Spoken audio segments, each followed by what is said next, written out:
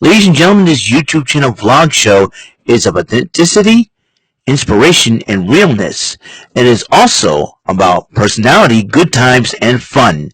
This is Eric Lima Shenanigans of 1977. And now, here is your host of the show, Mr. Big Beefy E himself, the elder statesman of Rant and Rave, and Mr. Shenanigans himself, Eric M. Lima. Thank you very much, Mr. Announcer, sir. Well, hello there, everyone. Welcome to yet another episode of Eric Lima Shenanigans of 1977, episode 1128. Ladies and gentlemen, we are just done the first full week of 2024. That's right, 2024 has been over. Over. It just started. Oh, my goodness. Man, I think my brain's over. My goodness.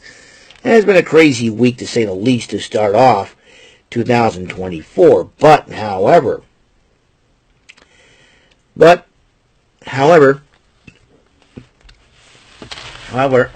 be starting a new week pretty soon. I'm really excited. My Kyrie Sane shirt is going to be coming in soon. Now, the first time I tried to order it, they canceled the order for some weird reason. So I decided they probably hadn't officially been released yet. So when I decided to order it for a second time, there I'm getting it, and now it's in transit and everything else. I'm really excited.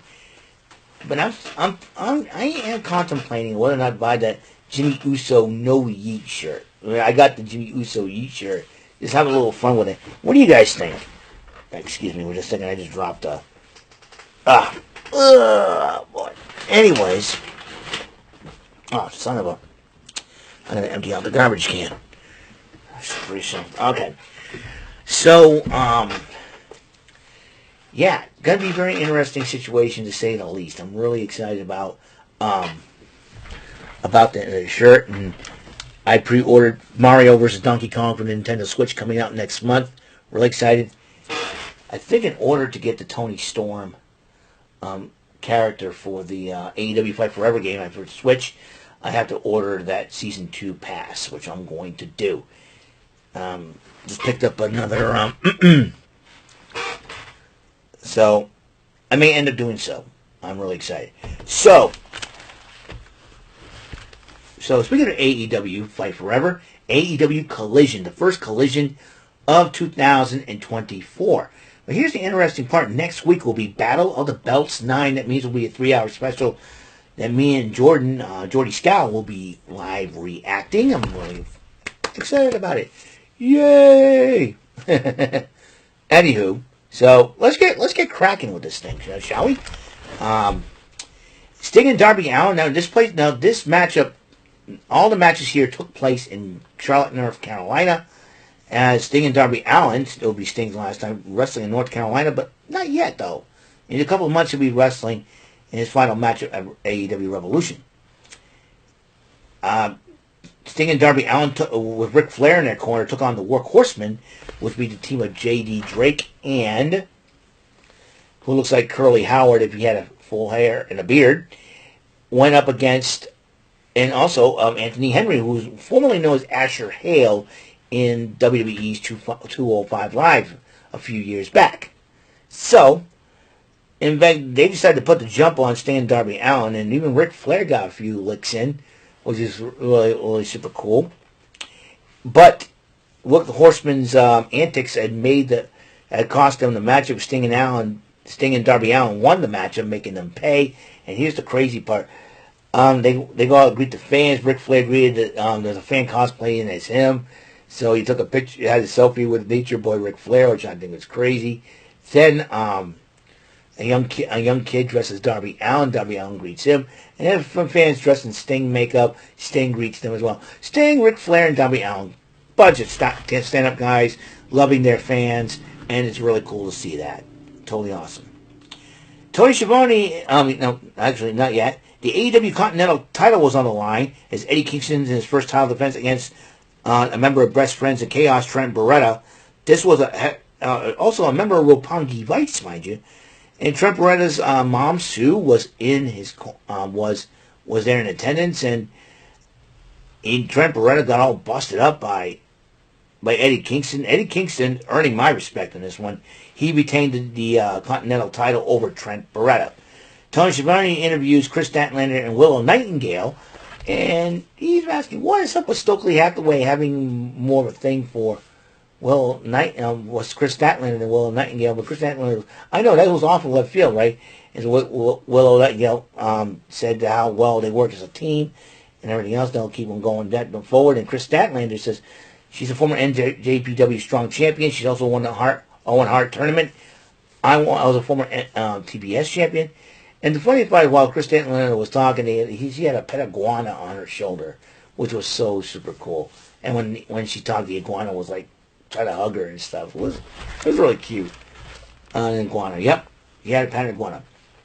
Hook cut a promo about being the longest reigning FTW champion, but he says he's going for more challenges. And he goes, Samoa Joe, I'm coming after you and the world title. Samoa Joe and Hook, sign me up for that matchup. Commander and Brian Keith challenged the Undisputed Kingdom, the team of Matt Taven and Mike Bennett, with Roderick Strong, a.k.a. the human Ned Flanders, in their corner for the Ring of Honor Tag Team titles, which the Undisputed Kingdom did retain before time ran out. Renee Paquette interviewed Bullet Club Gold about how they got jumped on the Undisputed Kingdom, but the Acclaimed came up, interrupted them, said, hey, they're about to speak, and then everybody was arguing, and Anthony Bowens goes, hey, we got jumped. Listen, I was thrown through a plate glass window, man, by those guys. Listen, I think the only way to win to get to the top is through factions. Maybe we should come together against the Undisputed Kingdom, which would be very interesting because the Undisputed Kingdom's got 5 guys, and the Acclaimed and the Bullet Club Gold made 6, so who knows? Who knows what's going to happen in that situation? But then Austin Gunn says, hey, he makes a lot of sense. Meaning what Anthony Bowen said. So think about it, guys. Then Adam Copeland addresses the Charlotte Clown and talk about the title match. Hey, earn a title? That's fine. Earn a title match? That's fine. I'll start from the bottom up. He issued open challenge. Maria Kanellis came out with Cole Carter, formerly known as Two Dimes, in the WWE NXT, part of the D'Angelo family, and is Griff Garrison, former member of the Varsity Blondes. Griff Garrison, who has a microphone, gets in Edge's face, and Edge goes, you remind me of me, but kid, you're not up for it. And Griff Garrison slaps him across the face, and Adam Copeland started smiling and said, hey, makes me want to fight more. These two went at it, Adam Copeland ended up winning the matchup with a new submission hold that he's been using, similar to the LaBelle lock that Bryan Danielson's been using. But then Cole Carter attacked Copeland after the matchup, and then Copeland dispatches him with a spear. And then Ric Flair, Sting, and Darby Allin cut a promo about their homecoming to Daly's Place. Who are they going to face there? Who knows for sure. And then Kiera Hogan and Sky Blue went one-on-one, and it's a battle of the curvaceous butts, But Sky Blue ended up picking up the victory over Kiara Hogan. Sky Blue is the future for the AEW Women's Division. Watch her carefully. Another Serena Deeb straitjacket training session promo, and she was getting tired of how fast she can get out of straitjacket. It seems to be and also as part of her training to make her better. Claudio Castagnoli went one-on-one with Andrew Everett. And now, if you don't know who Andrew Everett is, he used to be a member of the Helms Dynasty in Impact Wrestling, with Shane Helms and Trevor Lee, who became Cameron Grimes, and Castagnoli, who did win the matchup. Hey, Breeze, what color do you want? Check out the party. Lexi Nair interviews Ricky Starks and her fiance, Big Bill. Big Bill said, we'll issue a challenge if you're up for it. If Sammy Guevara can make it past Ricky Starks Wednesday, how about us two put our titles on the line against you two in a street fight? So I wouldn't be surprised if Jericho and Guevara accepted that challenge. Then there was the main event, FTR versus House of Black, which if FTR loses, they have to join the FTR and join the House of Black and disown their families. I'm sorry, that stipulation's stupid. I can understand it's a motivational tool for those boys to fight harder, but nope. But then Brody King decided to come to ringside to try to tip the scales in House of Black's favor until Daniel Garcia hits King from behind with a steel chair, and then giving FTR the victory after the match. But after the matchup, House of Black decided to attack all three guys, FTR and Garcia. And while they were laid out, Julia Hart rang the bell 10 times. Seriously, Julia Hart. Anyway, somebody's not to help counter Julia Hart. But that's okay. FTR won the matchup. So, that's all the time we have on the show for today. Episode 1128 of Eric Lima Shenanigans. 1977. What tomorrow's going to bring, we don't know. Hope I do videos while I do a Shenanigans Arcade. Who knows for sure there. So, until next episode comes rolling around, Mr. Announcer, take us home.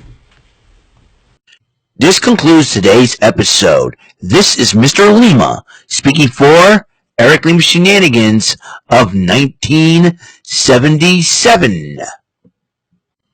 A big beefy E, do it for Bob Saget Productions, and in association with a Raven Bova Telepictures and Distribution. See you next time on another episode of the show. Goodbye for now.